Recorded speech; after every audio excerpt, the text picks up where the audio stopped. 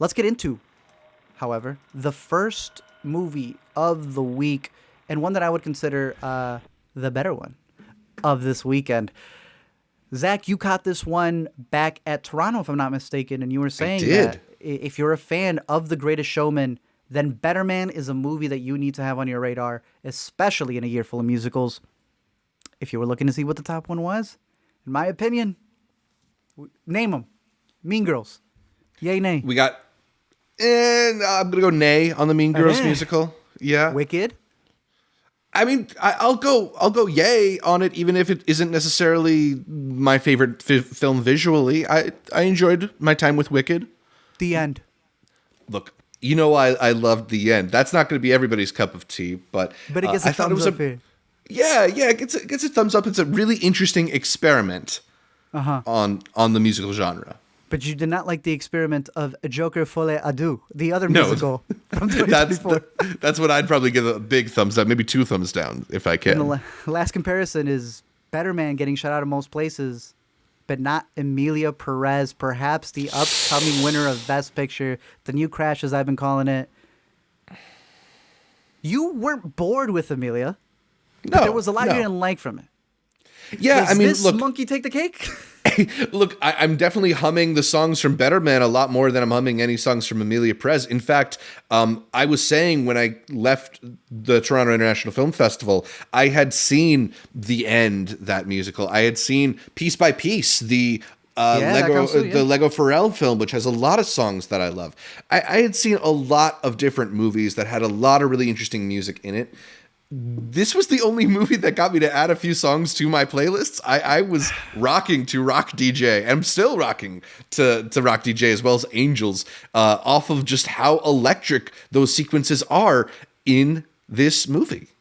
Yeah, for those who don't know, because it seems like many Americans don't know, I didn't know who this man was, Robbie Williams. My sister had heard of him. She played me a music video that was completely normal. He takes off his skin and explained how this is a huge guy over in the UK.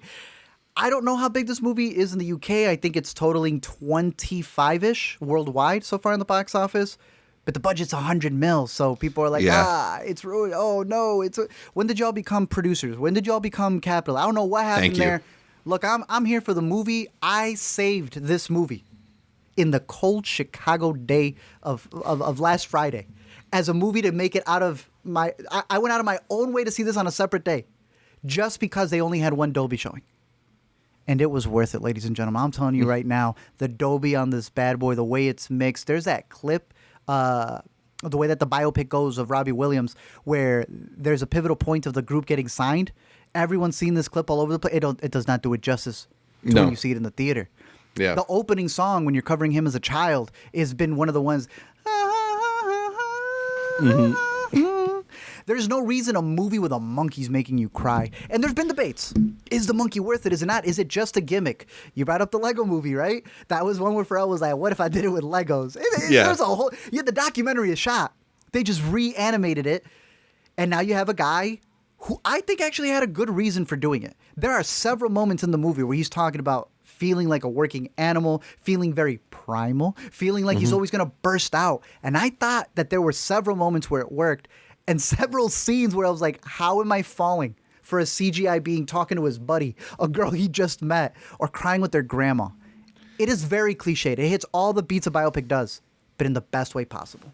Better Man. Yeah, and I think, I talked about this before, but I think using this idea of like a chimpanzee in the role of Robbie Williams, it also takes you out of your normal like movie watching brain, like comparing this to Marissa Abella as Amy Winehouse in Amy earlier a lot of in 2024, right? Like you are watching that movie constantly being like, no, that's not what Amy Winehouse quite looks like. Great point. No, that's not really what she sounds like. She's not capturing the energy. She doesn't look quite as emaciated or whatever. And all of those questions just completely go out of your head because that's not the point. They're not trying to make you believe this is exactly Robbie Williams. Yeah. And then instead you're actually focusing on the kind of person Robbie Williams was, how he was kind of an asshole and kind of a sad person. But, you end up empathizing with him maybe a little bit more because of it.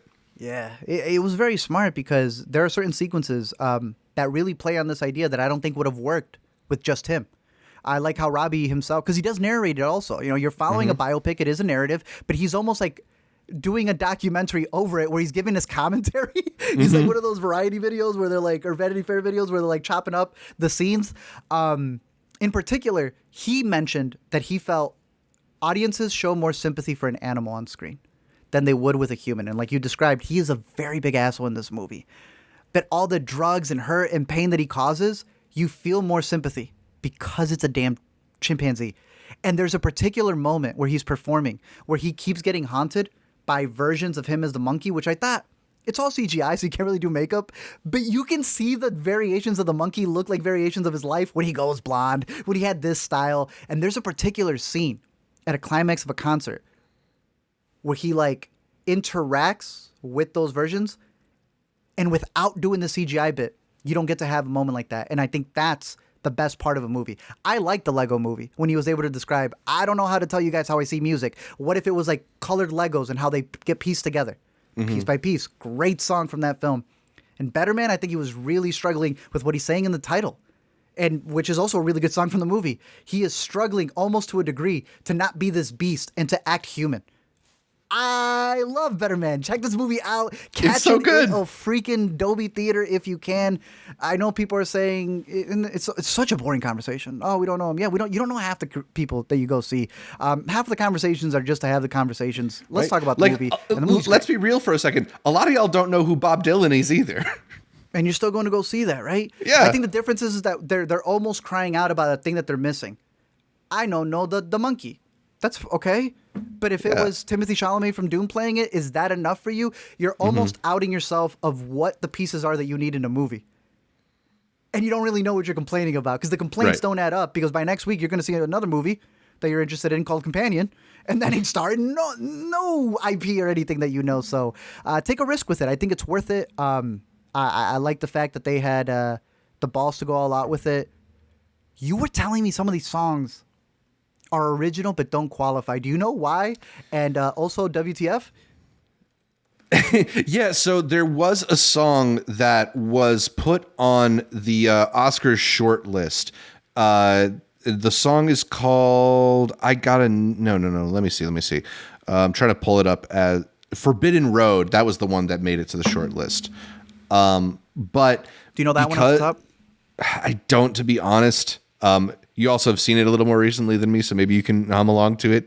But you know, the rules are the rules with the Academy, and when they find out something is pre-written, they tend to disqualify it. I don't know why some stuff from Wicked gets in and this doesn't, but I'm sure there's somebody who like has dove into the nitty-gritty who can identify why.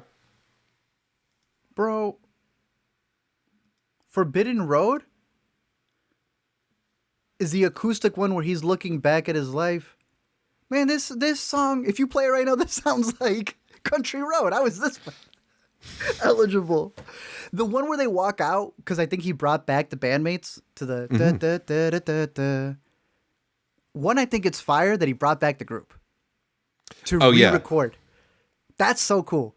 Yeah. Two, there's a lot of interpolation, and that's where I figured, like, damn, this song is so cool, but is it the interpolations that they do that's going to make it disqualified? But there's so many scenes in that song where they come out, when they go full quiet in the Dolby, impeccable. I saw you start a comment from Max as well. It's a little bit of a spoiler, but I love the ending of a thing you've seen so many times in these biopics of, oh, the father who wasn't there, but the way they're able to connect of like, I know what my father was seeking, and like, I kind of see it because I got to reach it in different levels. Seeing Better Man and Last Showgirl, another movie that's going through someone following their career and their child's kind of being stuck with it. It's been fascinating to see these through lines, but this wrapped it up perfectly, and I will agree with you. They did do My Way a lot better than Joker did. By an inch, Zach, by an inch. Incredible movie all around, dude. It's a good one. Hopefully when it comes out digitally, I think that's when people will give it the chance, because you can't just tell people to go watch this monkey movie. It's also not their fault. It's the beginning of the year. It's really cold outside. It's that pretty people will find crowded it in time. theaters too right now as well. You Tell said me you were about it. catching up on about like 5 movies. All the Oscar movies are coming out. You know, I think maybe they were hoping this would get a little bit of more momentum in that direction, and I guess it just hasn't. But it just doesn't really feel like they planned this for the right time of year for this movie to get enough time. I wouldn't be surprised though if, like The Greatest Showman, this ultimately is a movie that has legs, gets rented on VOD a lot, because the word of mouth is pretty crazy. Most people I'm talking to are pretty blown away by this film. I did want to ask you at least briefly a topic that we were sort of talking about off stream as a potential like thing to discuss, but you know, with all these musicals coming out, and a lot of musicals that are subverting our expectations for musicals, as well as these different approaches to the music biopic, which is often a pretty staid genre and feels like it's all existing in the shadow of the parody movie Walk Hard now. Yeah. I think we've got a couple interesting attempts at the modern music biopic that maybe don't do things the way we're traditionally used to seeing them. In A Complete Unknown, which takes just a sliver of Bob Dylan's life rather than the full cradle to grave treatment, hitting all the big highlights. And then this one with Better Man, which doesn't give you, you know, like a perfect recreation of everything, but gives you this fantastical journey with, you know, like sweet. Battles with monkey demons and stuff like that. What do you feel like is the fresher way to approach the movie biopic? Like, do you want to see more films emulate like A Complete Unknown style, which is maybe similar to like the Bob Marley movie we got last year as well, One Love? Or do you like going all out with it, blowing it up, and doing something like Better Man that is a little more from left field? I would say it varies, but I have to take what people have been good at, right? What have we gotten from Hollywood that has performed the best? So even if I want the cradle to the grave biopic like you're describing, if I see no one can make it, then I don't want it anymore, right? Right, I think right. these swings that they've been making have been better because the more fantastical you get, you're able to reset all the cliches in a different way. He can go on a much bigger binge in this movie. He can go on a bender because it's a monkey. You won't lose the people, because I start thinking, you know, okay, what are the movies that are the bad examples?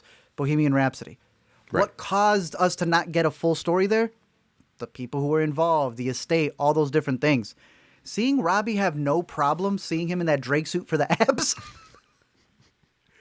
You know me. I want to see someone who's willing to put it all out there.